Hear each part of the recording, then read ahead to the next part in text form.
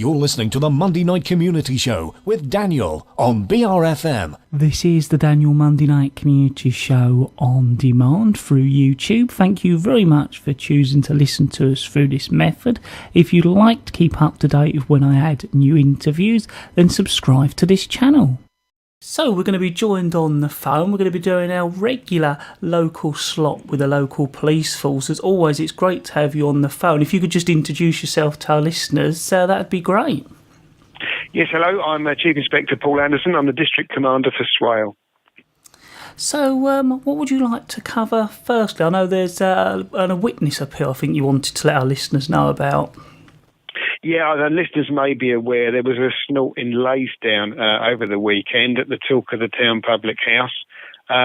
Two men were stabbed. Thankfully, these are not really serious injuries, but stabbing nevertheless. And there's another two further males that were there who were hit in the face, but thankfully did not have to go to hospital. Obviously, we're appealing for any witnesses that may have seen this. It happened at around 9:05 p.m. on Saturday night, 8th of April. And I say it's really an appeal for any witnesses that may have been there. And I'll give out a number, perhaps they could ring. It's 01795 419 119. And they should quote reference 081350. Or obviously Crime Stoppers 0800 555 111.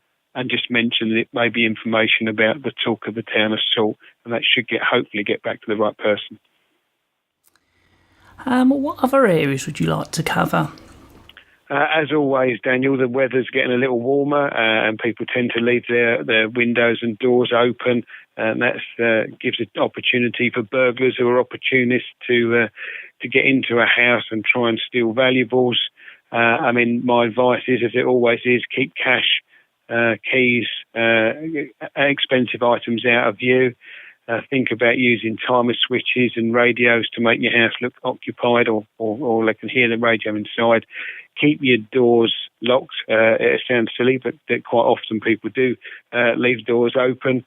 Keep your gates locked and your boundaries secure, and lock away items such as bikes, tools, and garden furniture that could be used to break into your home. There was an incident over the weekend where somebody used a rock to prise open a window. So, always think a little wider than perhaps the obvious. And again, to make things harder to get rid of by, where things are regrettably stolen, is to security mark your items, your bikes, your mobiles, your laptops, with a UV pen, so that if I recover those items, there's an opportunity for me to be able to give them back to you. And obviously keep the receipt from when it was first bought. There's a number on our mobile phones, an IMEI number. Make a note of that, and keep those numbers safe so that we can either block or stop those phones being used. And then when we recover phones, we can actually get them back to the rightful owner. Think about photographing expensive items or putting that on your insurance as a unique item. And think about maybe installing a safe or a deposit box somewhere in the house so that really valuable items are kept safe. And the thing we do recommend is that you can use the immobilised database to record your items for free, and can use that database in order to help us return those stolen items. Was there another area I think you wanted to cover as well? Yeah, I think perhaps the other bit for me as we talk about the weather improving and us using the garden more is, making sure your sheds, allotments and garages are safe. Put things away overnight, make sure they're locked, disable machinery so that it can't be used, and chain items together to an anchor point. And use closed shackle padlocks and alarms, security lights. Really make it difficult for that opportunist thief to get access. And for me, it is making, and I think I've always said it on previous broadcasts, you've got to make your house and your shed, garage harder to steal, harder to get into and harder to steal from than others. And I think for me, it's just thinking a bit wider. Not leaving your bins near the gate, not giving burglars a leg up perhaps to get access to your garden. And again, security lights and nowadays CCTV, relatively cheap systems can be can be installed, and you can perhaps track back and identify any of those those burglars who do are trespassing on your property. So is it one of those things, if you just have a quick look round after you've done some work or some gardening and think, well, is that something that a burglar could use, and make sure you sort of put it away or secure it, I assume? Yeah, absolutely. Shovels, forks in the garden, they can be used to prise open doors or break windows. So, yeah, have that thought in your mind. So when you're clearing up for the day, and I think nowadays, with how the weather's getting better, there will be some new stuff about. You will clear out the old and bring in the new. And again, it's just being aware and making it as difficult as possible for those valuables to be taken.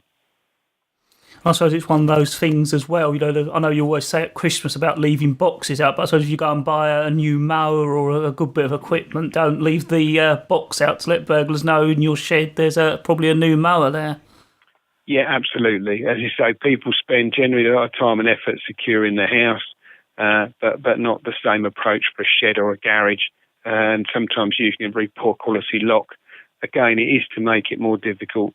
Burglars and thieves don't want to spend too much time. They want to be in and out, and again, it's making that as difficult as possible for them. And again, I think that also applies to your cars. I know I bang on every time we speak around, stealing from cars. Quite often, cars are left insecure because we've got out of the habit of actually physically locking doors and securing cars since the advent of blippers. And so always, again, check that as you walk away from your car, it's actually locked. Again, I think I mentioned last time a car thief that we'd recently had in custody only ever steals from insecure cars, and he tries that many that he eventually gets a result. But thankfully, he's away now, having been charged with a number of offences in the Sittingbourne area and a few on Swale. Was there anything else you'd like to get over to our listeners for this slot? No, as always, keep safe. Swale is a safe area. I think it's about awareness and again making life as difficult as possible for thieves and having that awareness in terms of thinking what they might do to take things from you. But no, that's it for me, Daniel, this month. I was just going to say at the beginning of the interview you did that appeal. I was wondering if you could just go over those contact details in case anyone did see anything. Yeah. Okay, police are appealing for witnesses following assault in Leysdown at the Talk of the Town public house. The incident occurred at 9:05 p.m. on Saturday the 8th of April this year. 2 men were stabbed, 2 other men received facial injuries.